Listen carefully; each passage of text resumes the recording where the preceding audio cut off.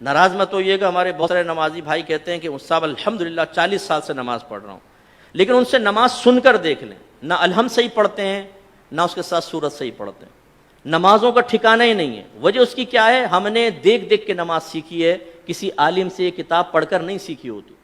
ہم مسجد میں آتے ہیں ایک یوں تکبیر لگا، کہتے ہیں یہ بھی کوئی طریقہ ہوگا، ایک یہ بھی کوئی طریقہ ہوگا، ایک آئی یہ بھی ایک طریقہ۔ ہمارے بچے پریشان ہوتے ہیں کہ کیا، بعض بزرگ وضو کر رہے ہوتے ہیں، ہاتھ دھویا پھر یہ وہ بچہ کہتا ہے یہ بھی کچھ ہے، ہاتھ دھونے کے بعد کرنا ہوگا۔ اب اسے پتہ نہیں یہ سنت ہے یہ خلاف سنت۔ ہمارے نوجوان بعض اوقات نماز پڑھ رہے ہوتے ہیں، پف نکلی ہوئی ٹوپی غائب۔ اب ٹوپی سے نماز پڑھنا مستحب ہے، اس کا انکار نہیں ہے، اور ہم ادب بھی اس کو کہتے ہیں، لیکن بغیر ٹوپی کے نماز پڑھنا نہ گناہ ہے نہ کوئی مکروہ تحریمی، زیادہ سے زیادہ آپ کہہ سکتے ہیں مکروہ تنزیہی، جو گناہ نہیں ہے نظر شرع میں لیکن اچھا بھی نہیں ہے یوں۔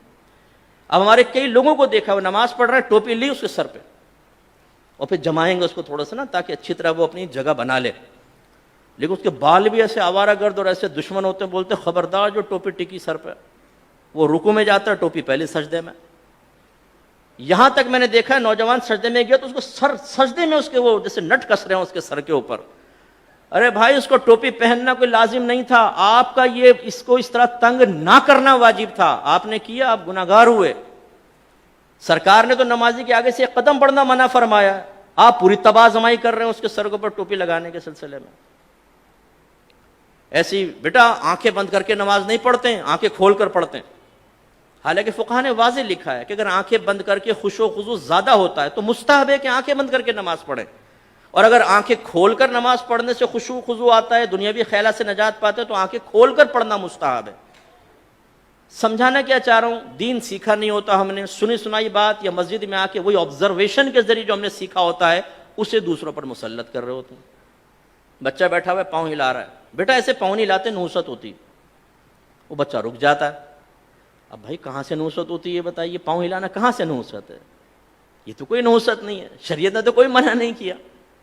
لیکن وہی بچہ اگر فجر کی نماز چھوڑ رہا ہو تو اس کو اتنی سختی سے نہیں سمجھائیں گے نا، بچہ تھکا رہا ہے، رات میں سو گیا، کوئی بات، پوری رات محفل نعت میں شرکت کر کے سنی ٹناٹن قطعی جنتی نعت خانوں کی زبان پر فجر کی نماز چھوڑ رہا ہوتا ہے نا، نہ جماعت سے نماز پڑھے گا نہ فرض پڑھے گا، 4 بجے تک محفل ہوئی ہے، اس کے بعد اسکوٹر گھمایا، آ کے بستر پر سو گئے، مؤذن کہہ رہا حی علی الصلاۃ حی علی الفلاح، اور وہ تصوراتی اور خوابی دنیا سے جواب دے رہا ہے کہ حضور نعت خوانی میں شرکت کر تو لیے، جنتی ہو تو چکا ہوں، بلا حساب و کتاب تو ہم جنت میں چلے جائیں گے۔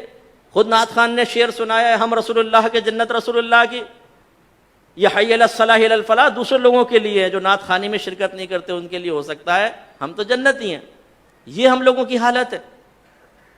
تو خلاصہ کلام یہ ہے کہ دین آپ سیکھیے۔ میں نے الحمدللہ بالغان کا بہت مدرسہ پڑھایا، نمازیں سنیں کوئی ٹھکانہ نہیں، سبحان رب الاعلی، التحیات، حالانکہ سے لفظ ہے التحیات، التحیات نہیں ہے۔ اسی طرح صحیح لفظ ہے رب اجعلنی، اور اکثر کیا پڑھیں گے ربی جعلنی، ربی جعلنی، غلط ہے۔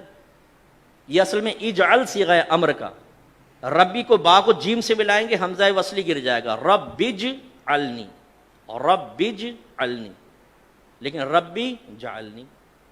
تو یہ کیوں ہوتا ہے؟